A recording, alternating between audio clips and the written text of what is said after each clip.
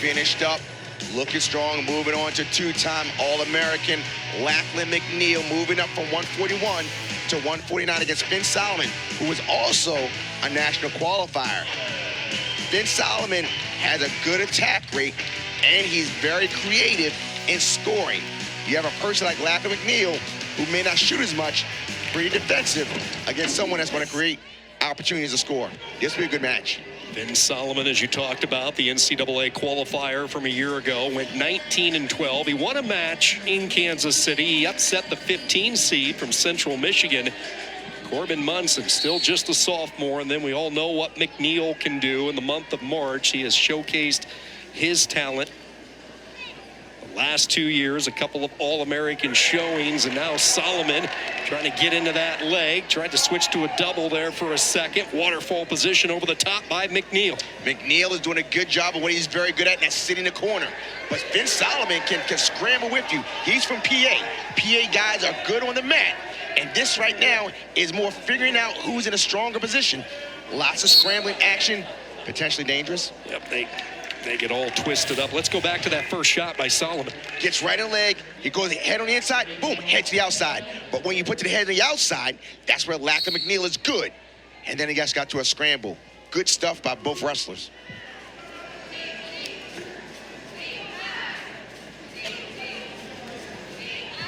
McNeil made it all the way to the semifinals last year in Kansas City. 6th straight year, by the way, that North Carolina has had a semifinalist.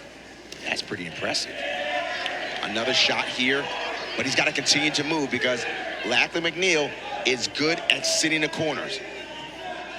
And so at this point, he's going to continue to keep his hips. You see how his hips are low on the mat? He's trying to put the pressure right on the back, the scapular, the neck area. So we've seen the pressure generated so far from Solomon in this opening period. It's good. We said it, that he's going to continue to create opportunities to score. And that's what you want to do. Just create opportunities. Double unders now from Solomon as he tries to go upper body. McNeil says, nah, I don't want to play that game. That's your world, Sean. The Greco world, upper body.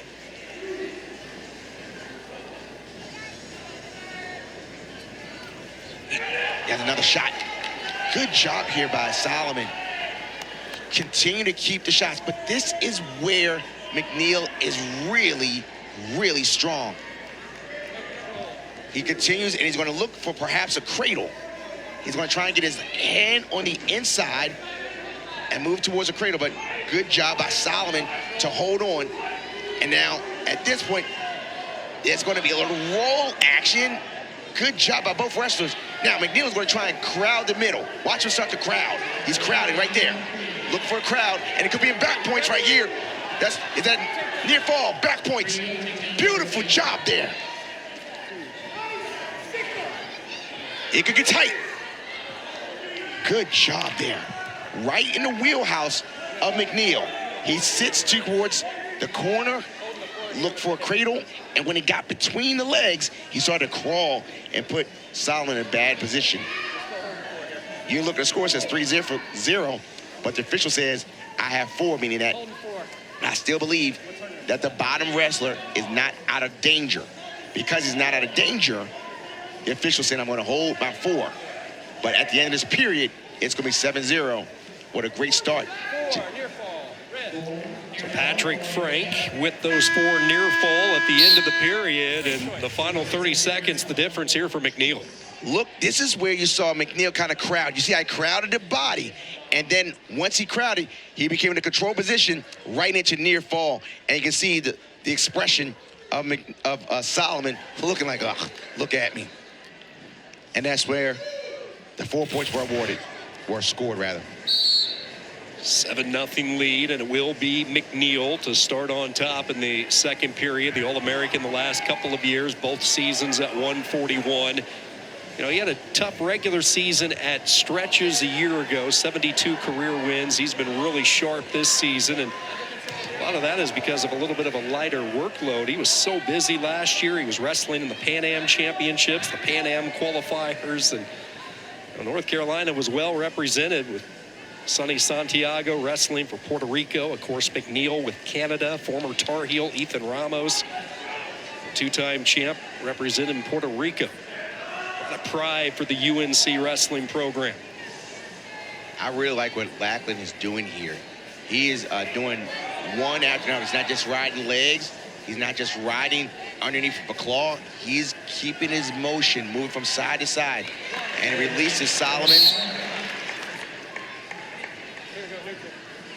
So referee stopped to get the ankle bed. So, Rock, let's go back to Solomon, if we could here. Second period, we saw him take 3 pretty significant shots in the first period. He goes 0 for 3 on those shots. What's he need to do to try to figure out the puzzle that is McNeil? With McNeil, once you get in on his legs, one, McNeil likes to sit to the corner, meaning that he wants to get the head to the outside. But one of the things with McNeil, you want to shift good hips right there. One of the things with McNeil, you want to try and get to 2 legs as quickly as possible. If you get to 1 leg, that's when it gets dangerous. You want to get to 1 leg and 2 legs as quickly as possible to try and score. Work here, guys. Work here. Easier said than done. Stop. Stalemate. We'll get a stalemate call. Both wrestlers back into the center. 23 seconds, all Lachlan McNeil right now. He has a 1:41 riding time, commanding 7-1 advantage. Solomon trying to find any type of crevice or opening late in the second period. Comes in again on that long-range shot. Not a lot of time to work. This is right in McNeil's wheelhouse, and that's how the second period will end, a 7-1 advantage. This is a weight that is loaded for the ACC. Obviously, it all starts with the defending national champion from Virginia Tech. Caleb Hansen is the smartest wrestler in the conference. His match IQ is incredible. You may see, like last week, he was up only by 4 points, ended up tech falling in the third period because he made the in-match adjustments. I can't wait to see Lachlan McNeil and Caleb Hansen go at it. Good to have Henson back healthy. We saw his triumphant return last week in Blacksburg. A couple of mat returns from Solomon. He's going to need more than that, though, as McNeil Still green. trying to fight his way out from underneath. Doing a good job of bringing the riding time down. One escape red. Spoke Neutral. too soon. Neil gets away, still maintains the riding time as well. What I love about Solomon is that he's going to continue to attack. His attack rate is pretty strong. And all of the points that McNeil has scored have been off of Solomon's attacks. So he's right at it again. I love it. Continue to move. He went to the waist. You see, he went to the seatbelt position. You want to stay low. You want to stay below around the knees. But when you go up to that rib cage and to the legs, just allows you to get that whizzer in like we saw there with McNeil. Clever little pick. Goes for naught. McNeil still prying hard on the whizzer. Both wrestlers back down onto their knees. You saw McNeil take a quick glance up at the tower clock, just seeing where that time sat. Right now, 34 seconds. Yeah, I think Solomon has done enough to earn a stall call, at least one stall call. He's the one that's attacking. May not be scoring, but he's attacking. Shot after shot. You only get better by attacking. You may not win. It was that one scenario. That's what it was. That one scenario, there's a stall call.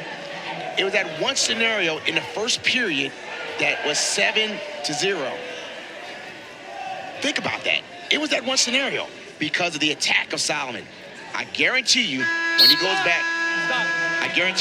back, into the Pitt wrestling room, they're just going to clean that up. It was just that one scenario that opened up. But hats off to Lachlan McNeil. Did what he had to do. North Carolina picks up their first bonus point win, the major decision with the riding time, and they turn to the two-time All-American. He's looking good at his new weight. The near fall and the win.